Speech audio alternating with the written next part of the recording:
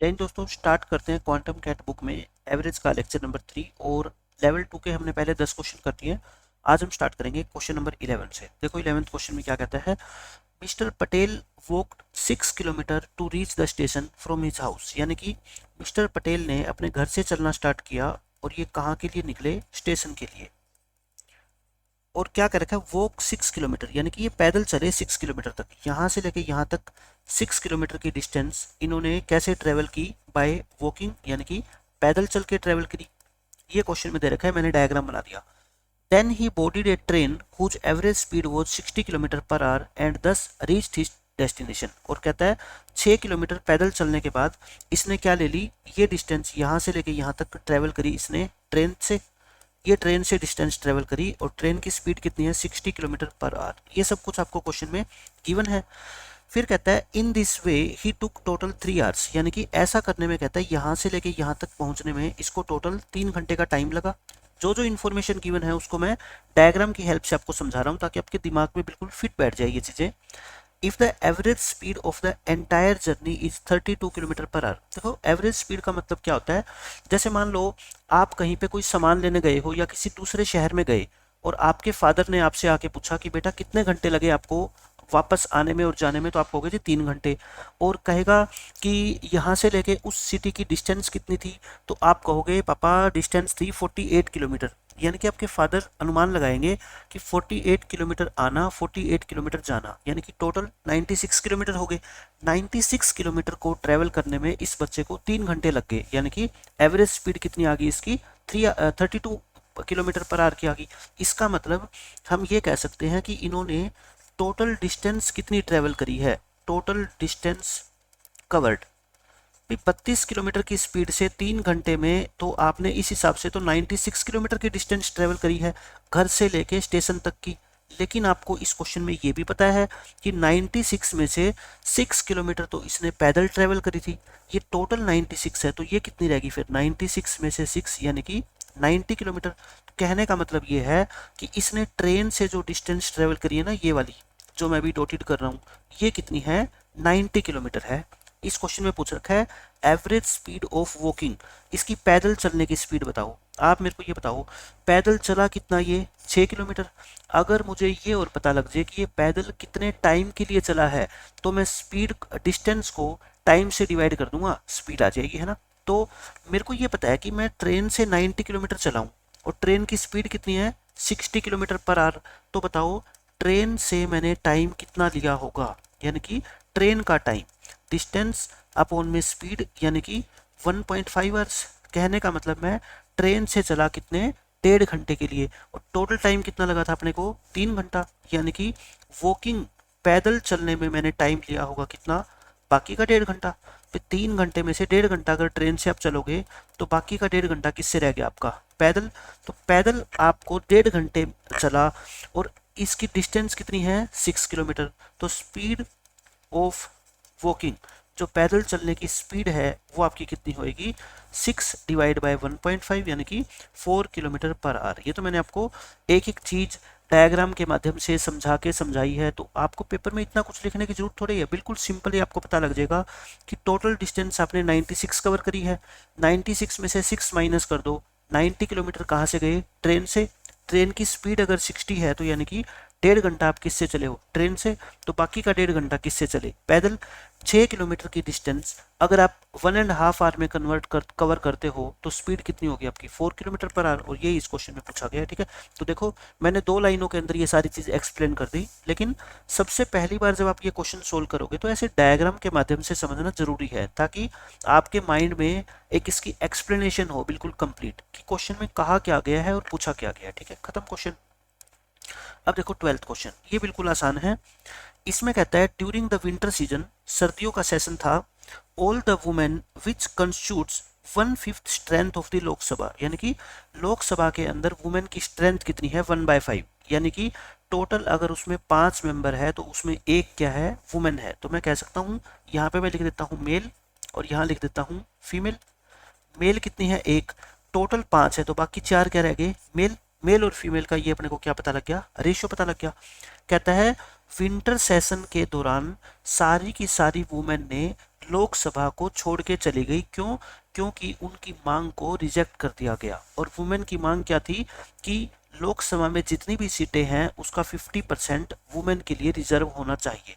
इनकी क्या मांग थी इससे हमारे को कोई मतलब नहीं है, बस हमारे को ये मतलब है कि फीमेल वहां पे एक थी तो मेल कितने थे? 4 थे। रेशियो है सिर्फ ये, ठीक है, काम खत्म। Average age of the remaining members of the house increases by 1/4 than it was earlier. कहता है जब सारे के सारे मेंबर प्रेजेंट थे ना, तब उसकी एज जितनी थी उन सभी मेंबर की, अब वुमेन के छोड़ के चले जाने से जो बाकी बचे हुए मेंबर की एवरेज एज है ना वो 1/4 बढ़ गई। 1/4 बढ़ने का मतलब पहले अगर एवरेज एज 4 थी तो अब 1 बढ़ गई, यानी कि कितनी होगी? 5 होगी। तो देखो मैं ऐसा लिख सकता हूँ क्या, यानी कि ओल्ड मेंबर्स, इसमें पुराने कितने मेंबर थे और न्यू मेंबर्स। आप मेरे को ये बताओ, ऊपर मैंने क्या लिखा है? मेल रेशो फीमेल, यानी कि शुरू में आपके पास 4 + 1 5 मेंबर थे। अब वुमेन छोड़ के चली गई तो नए मेंबर कौन रह गए? सिर्फ मेल रह गए, यानी कि ये रह गए। इनकी एवरेज एज आपको दे रखी है। पहले अगर इनकी एज 4x थी तो अब कितनी होगी? 5x होगी। समझ आ रही है मेरी बात? पहले अगर इनकी एज 4x थी अब कितनी होगी? 5x। अब इस क्वेश्चन में आपको क्या गिवन है? देखो आपको कहता है टोटल स्ट्रेंथ बताओ लोकसभा की। आप मेरे को बताओ कहाँ ऐसी इंफॉर्मेशन गिवन है कि हम यहाँ से टोटल स्ट्रेंथ निकाल सकते हैं? कहीं से कुछ भी नहीं गिवन है ना। आप तो आपको ये गिवन है कि क्वेश्चन के अंदर कितनी वुमेन है कितने मैन है, तो हम टोटल स्ट्रेंथ तो नहीं निकाल सकते। एक क्वेश्चन तो हमारा क्या हो गया? खत्म हो गया, ठीक है। फिर नेक्स्ट क्वेश्चन देखो। नेक्स्ट क्वेश्चन में आपसे पूछा है कि एवरेज एज वुमेन की 30 ईयर्स है, तो बताओ मेल मेंबर्स की एवरेज एज कितनी होगी? आप मेरे को ये बताओ, मेल और फीमेल का आपको रेशियो गिवन है। क्या गिवन है आपको? मेल और फीमेल का रेशियो कितना? 4:1। इसमें से आपको किसकी एज बता दी? वुमेन की। कितनी? 30। इनकी एज अगर 30 ईयर्स है तो कहता है बताओ मेल की एज कितनी होगी? क्या आप बता सकते हो? ये तो मेल और फीमेल की काउंटिंग का रेशियो है कि एक अगर औरत है तो 4 क्या है? आदमी है। लेकिन एज का रेशियो थोड़े पता है अपने को। अगर अपने को पूरे ग्रुप की, ये पूरा ग्रुप कितने मेंबर का हो गया? 5 मेंबर का, इनकी एवरेज एज पता होता और फीमेल की भी दे रखी है तो मैं मेल की निकाल सकता था, या मेल और फीमेल दोनों की दे रखी होती तो मैं किसकी निकाल देता? ग्रुप की। लेकिन यहाँ पे तो मेल और फीमेल में से सिर्फ एक की एवरेज एज गिवन है और दूसरे की पूछ ली तो हम नहीं निकाल सकते, ठीक है। इस क्वेश्चन का भी आंसर क्या हो जाएगा आपका? None of these. खत्म क्वेश्चन। अब देखो आपका क्वेश्चन नंबर 14। इस क्वेश्चन में क्या कहा गया है? ये बिल्कुल आसान क्वेश्चन है, इसको मैं बिल्कुल आसान तरीके से आपको बताता हूँ। एक सर्कस का आर्टिस्ट है, वो एक सर्कस में एक हेक्सागोनल पाथ को फॉलो करके और जो है ना वो अपनी डिस्टेंस को कवर करता है। मतलब एक हेक्सागन बना लो आप। हेक्सागन क्या होता है? षटकोण जिसको बोलते हैं ना, षटभुज बोलते हैं, 6 भुजाएं।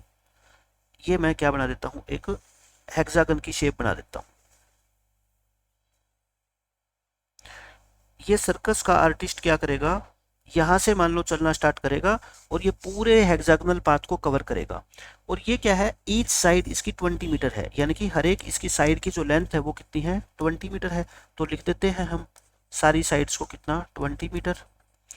ये इस तरीके से पाथ कवर करना है। ये एवरेज स्पीड वाला क्वेश्चन है। ये पूछेगा कि पूरे डिस्टेंस को कवर करने में इसकी एवरेज स्पीड कितनी थी वो बता दो।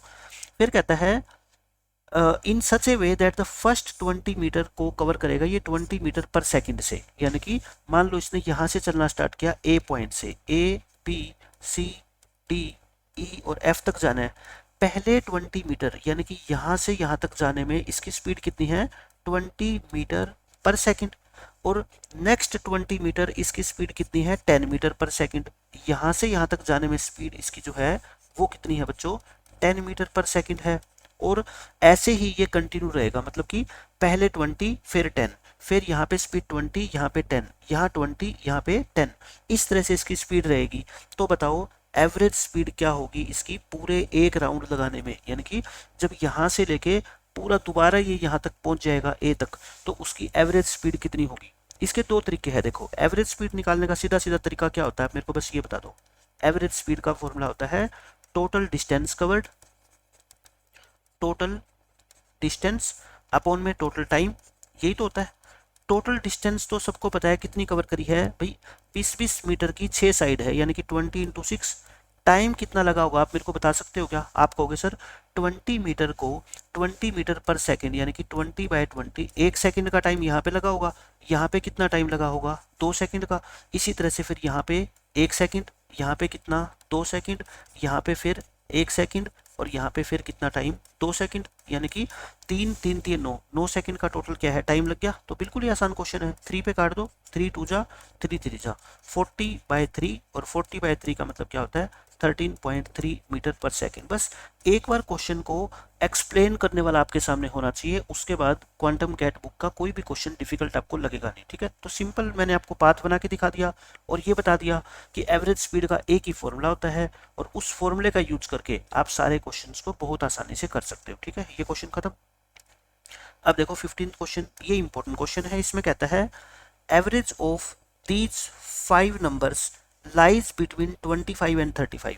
इन 5 नंबर की एवरेज है ना 25 और 35 के बीच में है। बीच में का मतलब देखो इन 5 नंबर की जो एवरेज है 26 प्लस 29, एवरेज हम कैसे निकालते हैं बताओ? इन पांचों नंबर को ऐड करके और 5 से क्या करते हैं डिवाइड करते हैं। ये जो एवरेज है ना ये 25 और 35 के बीच में है, यानी कि 25 से तो बड़ी है ये और 35 से ये क्या है छोटी है, यही तो गिवन है। अब आप क्या करो इसकी 5 से मल्टीप्लाई कर दें, हर एक टर्म को 5 से मल्टीप्लाई कर दो, इन सबको क्या करो ऐड करो।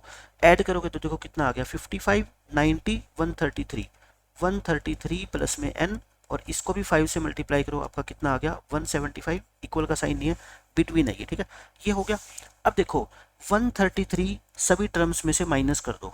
क्या कर दो 133 माइनस कर दो, इसमें से माइनस करोगे और इसमें से 133 माइनस करोगे तो कितना आ जाएगा आपका 175 माइनस 133।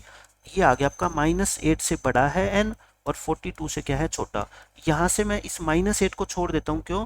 क्योंकि ऐसी कोई इन्फॉर्मेशन यहाँ पे अपने को गिवन नहीं है। मेरे को पता लग गया कि n की वैल्यू क्या है 42 से छोटी है।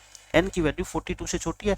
वैसे तो मेरे को ये ऑप्शन दिख ही रहा है 42 से छोटी, तो मैं यहाँ पे टिक कर सकता हूँ, लेकिन एक नन ऑफ दीज भी है, इसके कारण हमारे को आगे थोड़ा सा सोल्व करना पड़ेगा। इस इंफॉर्मेशन से मैं यहाँ तक पहुँच गया कि n जो भी वैल्यू है वो 42 से छोटी है।